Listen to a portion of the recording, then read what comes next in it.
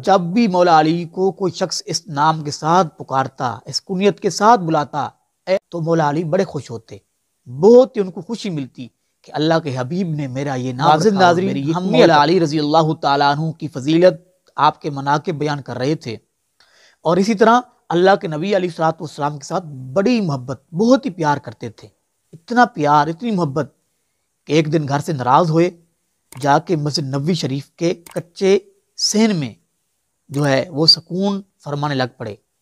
تو اللہ کے حبیب علیہ الصلوۃ والسلام کو پتہ چلا، آپ علیہ الصلوۃ والسلام مسجد نبوی میں تشریف لے گئے۔ آپ نے دیکھا کہ مولا علی رضی اللہ تعالیٰ عنہ مسجد نبوی کے کچے صحن میں سکون فرما رہے ہیں، نیند ہے۔ تو آپ نے فرمایا، اے ابو تراب، مٹی کے باپ، کھڑے ہو جاؤ۔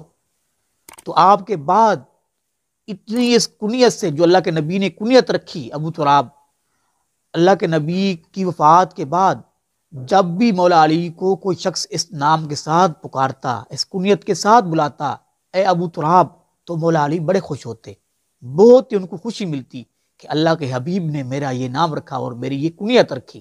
سبحان اللہ۔ تو آپ کی فضیلت کے باب میں یہ بات بھی آئی ہے کہ آپ کو سنتوں سے بڑا پیار تھا، اللہ کے نبی علیہ الصلوۃ والسلام کی سنتوں سے بہت محبت کرتے تھے، اور اللہ کے نبی کی ہر بات میں اتباع کرتے، آپ کی سنتوں پر عمل کرتے تھے۔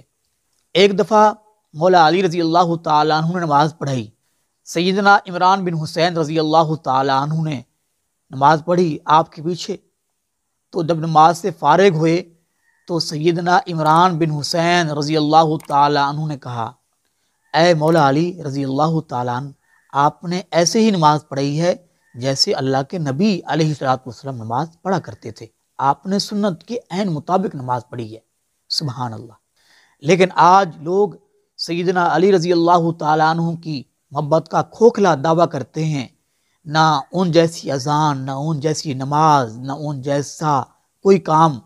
بھائی، علی سے محبت کرنی ہے تو علی کی اتباع کرو، علی رضی اللہ تعالیٰ عنہ کے پیچھے چلو، ان کی بات مانو، ان کی زندگی پڑھو، انہوں نے کیسی زندگی گزاری ہے۔ اکیلا نعرے لگانے سے کچھ نہیں بنے گا، کوئی کامیابی نہیں ہے جب تک ان کی بات، ان کے کہنا نہیں مانتے اور ان کی زندگی پر عمل نہیں کرتے۔ اللہ پاک ہم سب کو مولا علی رضی اللہ تعالیٰ عنہ کے ساتھ محبت، پیار کرنے کی توفیق نصیب فرمائے۔ آمین۔ وما علینا الا البلاغ المبین۔